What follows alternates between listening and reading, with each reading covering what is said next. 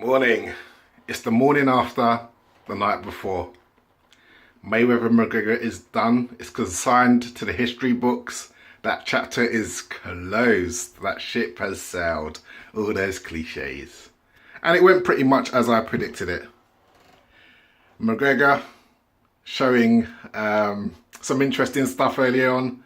I thought he got the better of the first 3 or 4 rounds, just as I predicted. He came on strong. He made a good show of himself. But then, as I predicted, he gassed out. He gassed out after about four and a half rounds, and then from then on, it was a bit of a different Floyd Mayweather clinic, but a Floyd Mayweather clinic, nevertheless. Things that surprised me about this fight, I think McGregor at the beginning, he showed more boxing skill, or tried to be more technical than I thought he would be, and he was having success. And things on the Mayweather side that surprised me, Mayweather was a lot more aggressive. He did a lot more pressure fighting than I thought he would do, even when McGregor was fatigued, and he got a nice finish. So I think it's one of those fights where whatever side that you fall on, you can see it however you want. You can take it as a win. So from a McGregor angle, you can say, well, if McGregor didn't gas, he could have beaten one of the best foot boxers of all time. And then on the Floyd angle, if you're a Floyd supporter, you can say, well, actually, Floyd was just toying with him. And Floyd's a light puncher. And Floyd finished him. And this is a tough guy from mixed martial arts. So either way, whatever camp you feel in, you are in, you can create a narrative that supports your bias, which is always a healthy position for people to fall on. So what's next? I think for Floyd Mayweather, that is it. Over.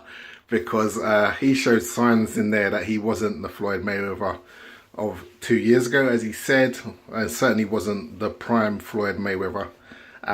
We didn't see a lot of the defensive mastery that we've seen from Floyd in the past. And I know he will say that he chose to fight this way. He chose to do it for the fans. But you don't choose to... he didn't need to keep it as close as he did. And he didn't show some of those reflexes that he had in the past, or some of the quickness and movement that he had in the past. So I think this is his last fight. It has to be. And even a rematch against McGregor, you have to think that if they fought again in 12 months or 18 months time, you know, that additional aging of Mayweather and that additional experience and know-how of McGregor would probably potentially have a different outcome, because, you know, it just happens. Even the best fighters in the world can't go on forever. So I think this was perfectly timed for Floyd. 50-0, fantastic career. He can claim he's got the best record on the books, and who can argue with him? From McGregor, on the other hand, I don't know. I'm conflicted. One part of me is minded to say I want to see him fight the best in the UFC. You know, to fight the Khabibs, the Tony Fergusons, the Kevin Lees, the best that mixed martial arts has to offer. You know, so he can solidify his claim to be the 155 UFC champion. But then on the other side of me, I'm thinking, well, you know what? Maybe the reality is that he's transcended the level of just an ordinary fighter, or just a top elite fighter.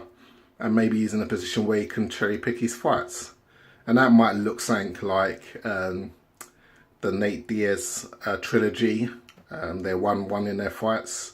And I think a fight against Nate Diaz at 155, you would think you'd have to make McGregor the overwhelming favourite to win that. So that's one angle, and I could see that happening at the end of the year. And then potentially a dip back into boxing, but do not fight those young guns. Do not fight anyone under the age of 35.